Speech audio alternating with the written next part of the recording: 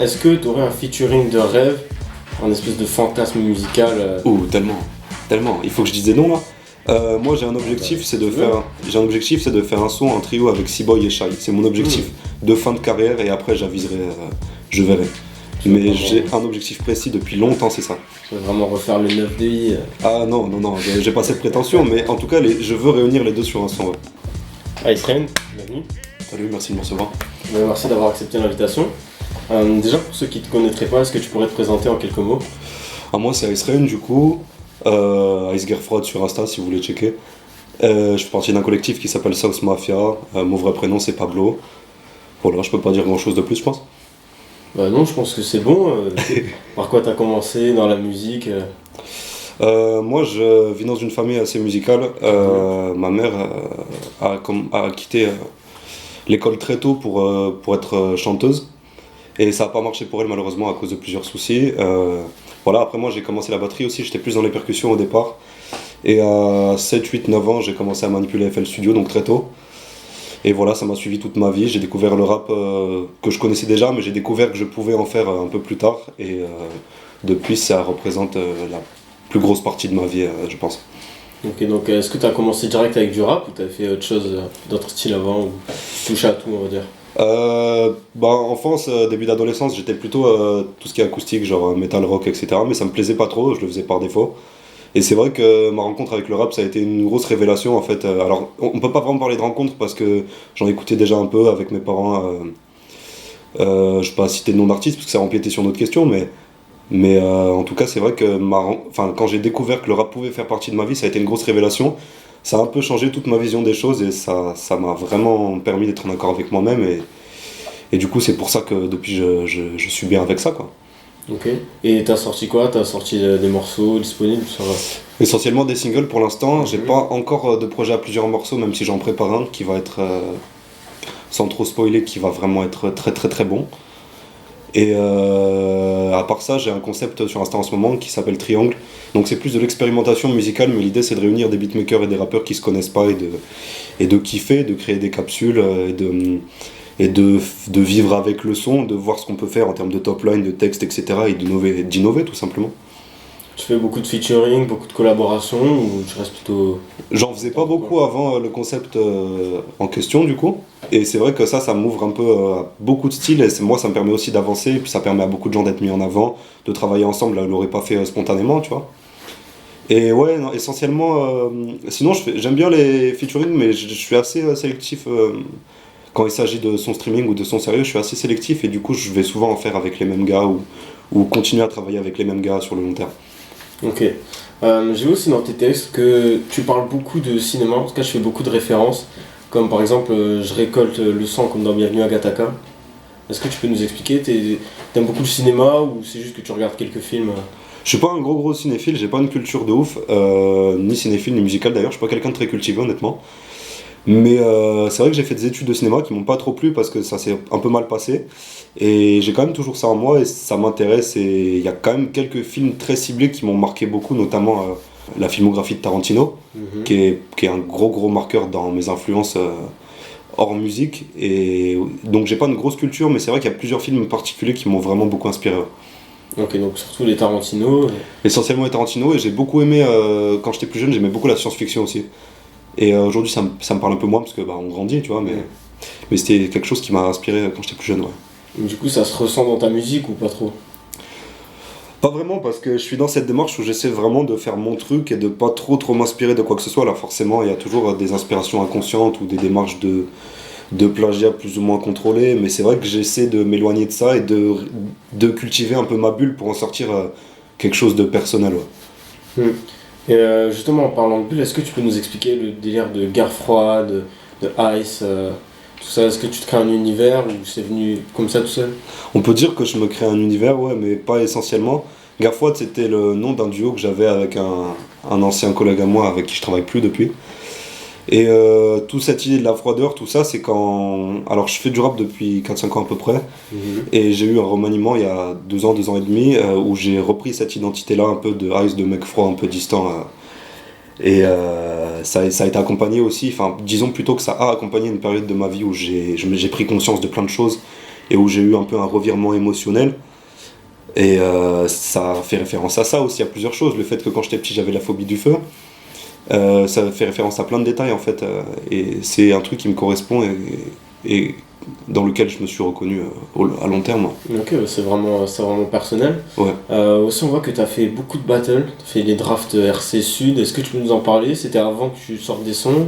T'as à quelle période à peu près? J'en ai pas fait beaucoup, des battles sur scène à cappella à la Rap Contenders, j'en ai fait que deux. Ok. Dont une, la Draft RC Sud, qui était vraiment éclatée au sol, et une autre qui était vraiment bien. Et non, j'ai commencé à faire des sons bien avant ça, et en fait c'est un gars pour qui je faisais des prods à l'époque, qui m'avait parlé du fait qu'il cherchait des gens pour postuler à la draft, et moi j'avais envie de m'essayer à cet exercice-là, parce que j'ai aussi un peu des démons à exorciser, une sorte de haine à rejeter en fait, et je trouve ça très sain, parce qu'en fait cette haine que tu vas mettre contre un mec sur scène, tu la mets pas ailleurs, tu vois. Et c'est vrai que ça m'a parlé, même si j'ai pas maîtrisé l'exercice tout de suite. Et ça m'a plu. Alors le premier, je me suis planté parce que je suis venu pas trop préparé. Puis en vrai, le deuxième, je suis assez satisfait de ce que ça donne. Donc malheureusement, vu que ça fait pas de sous, bah, je sais pas combien de temps je vais continuer à en faire. Mais je sais que tant que je pourrai en faire, j'en ferai.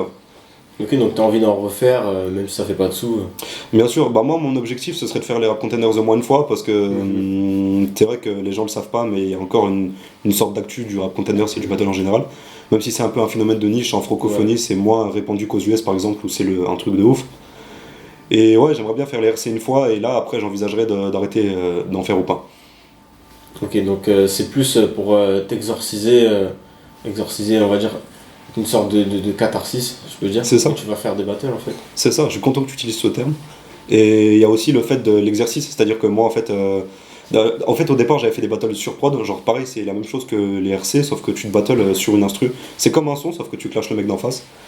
Et ça en fait bah du coup vu que je venais du milieu rap et que les autres gens qui faisaient du battle notamment depuis le premier confinement venaient pas trop de ce milieu-là, j'avais un certain avantage qui faisait que ça m'a plus vraiment trop intéressé très vite. Et par contre, c'est vrai que c'était un vrai défi pour moi de faire du battle a cappella dans le sens où c'était difficile pour moi. Et tant que ce sera, comment dire, tant que ce sera difficile pour moi, tant que ça restera un défi, je continuerai à en faire parce que c'est ça qui m'intéresse. Ok, ouais, bah, c'est super. Aussi dans tes textes, je voulais te demander, est-ce que c'est de l'ego trip normal ou plus une réponse aux attaques parce que tu attaques? Est-ce que tu vises des personnes en particulier ou c'est juste comme tu dis pour expier, juste Ouais, pour te soulager quoi? on peut dire que je vise des personnes en particulier, mais je peux pas dire qui parce que je peux pas dire qui devant une caméra tout simplement. Mais au-delà de ça, il y a même des groupes de personnes que je dénonce, etc. Et comme tu dis, c'est très juste. Il y a une forme de réponse aux attaques dans le sens où j'ai pas forcément été très bien traité par la société dans ma jeunesse, disons, et c'est un peu une réponse à ça, c'est pas forcément de l'ego trip. Après, moi je considère que l'ego trip dans le rap en général, c'est toujours de base une réponse aux attaques que t'as reçues avant, tu vois. Et c'est pour ça que je trouve ça encore une fois très sain, et que j'ai du mal à comprendre ces critiques de l'ego trip, dans le sens où pour moi c'est juste une manière de montrer que t'es personne et que tu deviens quelqu'un en fait. Bah ouais, carrément. C'est le rap en général. C'est ça. On parlait de tes sons tout à l'heure, tu disais que tu en avais, par exemple, pour les battles, tu en avais un que tu avais un peu du mal à assumer. Parce que en général, tu as de la musique que tu as sortie que tu as du mal à assumer. En termes de musique, non, parce que moi j'ai une manière de travailler qui fait que quand j'aime pas, en fait j'ai toujours une idée très précise de ce que va donner un morceau dès la première note de la prod, parce que je fais aussi mes prods. Et quand je sais que ça va pas aboutir à ce que je veux ou ça va pas donner quelque chose de très intéressant, je vais abandonner très tôt la démarche. Ce qui fait qu'en général, quand je finis un son, c'est que vraiment il me satisfait. Et de tous les sons que j'ai enregistrés, j'en ai pas sorti beaucoup parce qu'il y a la question de planning, on peut pas faire ce qu'on veut quand on veut, tu vois. Mais je pense que de tous les sons que j'ai enregistrés jusqu'au bout, il y en a qu'un que j'ai abandonné au total dans ma vie.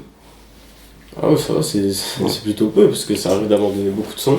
Après, il y en a beaucoup que j'ai supprimés par rapport à mes noms d'avant, ma démarche artistique qui était pas la même, même commerciale, etc.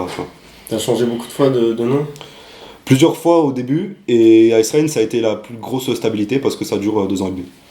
Ok, ouais, c'est plutôt pas mal. Est-ce que t'as un titre dont t'es le plus fier actuellement? Parmi ceux qui sont sortis, de toute façon, moi ça va toujours être le plus récent parce que je considère que je progresse de manière. Progressant, ouais. C'est ça.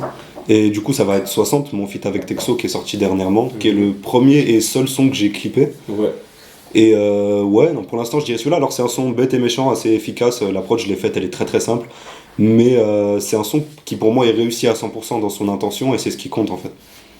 Ok, ouais, bah, c'est super. Est-ce que tu aurais un featuring de rêve, un espèce de fantasme musical Ouh, tellement, tellement. Il faut que je dise des noms là. Moi j'ai un objectif, bah, c'est si de tu veux. faire un son en trio avec C-Boy et Shai. C'est mon objectif de fin de carrière et après j'aviserai, je verrai. Tu veux Mais vraiment, j'ai un objectif précis depuis longtemps, c'est ça. tu veux vraiment refaire le 9 DI Ah non, non, non, j'ai pas cette prétention, mais en tout cas je veux réunir les deux sur un son. Ouais. Ah ouais. Mm. Et pourquoi particulièrement? Parce que tu penses à la Shai plus qui chante ou la Shai plus kické Ah, la Shai plus. Alors j'aime les deux, hein, mais Mm. la Shai plus kické en ce qui me concerne. ouais, avec C-Boy Et C-Boy, Ouais. moi c'est un de mes francophones préférés personnellement. c'est une de tes influences ou pas? Je sais pas si on peut. En fait, encore une fois, influence c'est compliqué parce que Ouais. moi je sais que je vais plus être influencé par les francophones niveau parole et plus être influencé par les US niveau musicalité. Mhm. Et j'écoute beaucoup plus de rap US que de rap français, sachant que j'écoute pas beaucoup de choses de base. C'est-à-dire que là dernièrement, je sors d'une période où je m'étais forcé à écouter le moins de choses possible pour vraiment rester dans mon truc. Et là j'en sors tout juste, donc je recommence à me faire plaisir, mais je fais attention, tu vois.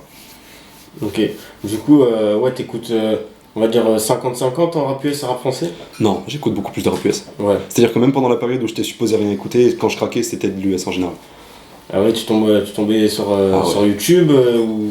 Non, non, je recherchais de mon plat. Parce qu'en fait, au bout Ok. d'un moment, Tu suis quand même des artistes. au bout d'un moment, écouter de la musique, c'est aussi un hobby, tu vois. Mm. Et ne faire que faire de la musique, c'est intéressant pour la démarche, pour trouver ton personnage. Mais moi, j'ai saturé parce que j'étais quand même un auditeur avant ça dans ma vie. Et il a fallu que je craque à certains moments. Ok. On approche un peu de la fin de l'interview, mais je vais Bien encore sûr. te poser quelques questions courtes. Bah, vu qu'on est un petit peu sur les rappeurs, est-ce que tu as un rappeur que tu trouves oublié des débats? Pour pas dire sous-côté, mais un rappeur dont on ne parle pas assez ou qui s'est fait un peu oublier ces dernières années? Déjà, ça va pas forcément vous étonner venant de moi, mais je trouve qu'il n'y a pas assez de rappeurs qui utilisent leur voix grave. Et notamment, il y a un gars qui s'appelle Bass Santana aux US, qui fait partie du collectif Members Only, dont font partie Ski Mask et Feu XXXTentacion. Tentation, pardon, c'est pas Temptation. Et lui, c'est un mec qui fait des sons à 4000 vues, mais c'est des trucs de ouf. Et c'est juste qu'en fait, je pense que sa com est pas aussi excellente qu'il le voudrait, mais les sons en termes de sonorité sont vraiment qualitatifs. Bass Santana, comme le guitariste et bass dessus. Ok. Et tu fais attention à ta com, à ce que tu postes Très, c'est nouveau pour moi parce qu'avant je me concentrais que sur l'aspect musical et depuis que j'ai un collègue Lacan qui n'a pas pu venir qui me produit, on réfléchit beaucoup plus à ça. C'est pour ça que j'ai des sons dans les fourneaux que je peux pas sortir quand je veux, tu vois. Et ouais, maintenant parce que l'objectif c'est d'en vivre à terme et donc évidemment, ouais, maintenant je fais très attention à tout ce qui est communication. Ouais. Ok. Est-ce que t'es un mec qui aime beaucoup les punchlines Ouais. Est-ce que... Ouais. Ouais, bah en fait, c'est la première facilité que j'ai eue quand je me suis lancé dans le rap, c'était de trouver des punchlines, le reste a un peu suivi derrière, mais la première facilité que j'ai eue, et en général, quand tu discutes avec des rappeurs toulousains qui me connaissent, ils te diront que c'est mon point fort, c'est ça, parce que c'est vraiment un truc que j'adore. Ouais, c'est sûr que ça fait la différence en battle. Ouais, ça s'entend dans le premier clip que t'as sorti. Vraiment, pas l'art de la punchline, mais comment tu places bien. Le phrasé, ouais, Ouais. le phrasé. Est-ce que t'as une punchline dernièrement qui t'a marqué? Ouais, il y en a pas mal, Dans un triangle, du coup, le concept que je fais sur Insta, un peu expérimental, avec Shams des Jinsike, en collaboration avec lui, donc j'avais sorti que derrière leurs insultes, j'entends ce qu'ils pensent devant le miroir. Et pour moi, c'est ça. Pour moi, les critiques de beaucoup de gens, en fait, ils vont expulser envers toi la haine qu'ils n'assument pas, qu'ils ont envers eux-mêmes, et ça se trouve dans beaucoup de gens et dans beaucoup de milieux, et pour moi, c'est représentatif de beaucoup de choses. Ok. Je vais juste te poser une dernière question. Est-ce que le rap ça t'impacte dans ta vie ou est-ce que ça t'aide avec les meufs, je sais pas, ou... Le rap, ça m'a aidé socialement, en fait, ça m'a aidé à m'élever socialement parce qu'avant j'étais très très introverti et j'étais très très solitaire aussi. Pas forcément par choix, et c'est vrai que ça m'a un peu trouvé une raison d'exister, ça m'a fixé des objectifs et ça a créé quand même beaucoup des relations amicales et affectueuses que j'ai aujourd'hui. Donc ouais, on peut dire que ça a vraiment une grande place dans ma vie. Ouais. Ok, super. T'aurais quelque chose à dire avant de clôturer l'interview, des gens à dédicacer? Bien sûr, alors vous êtes les premiers à qui j'annonce ça. Je prépare un EP de 8 titres qui va s'appeler Miraculo 1, en featuring avec des artistes toulousains tels que Samir Flynn, Mougli et encore Lucas. Et on n'a pas encore de date de sortie parce qu'il y a des complications, mais sachez que en tout cas c'est ce qui va arriver prochainement sur les plateformes. Ça c'est de l'exclu. Ça c'est de l'exclu. Merci pour l'interview. Tu reviens quand tu veux.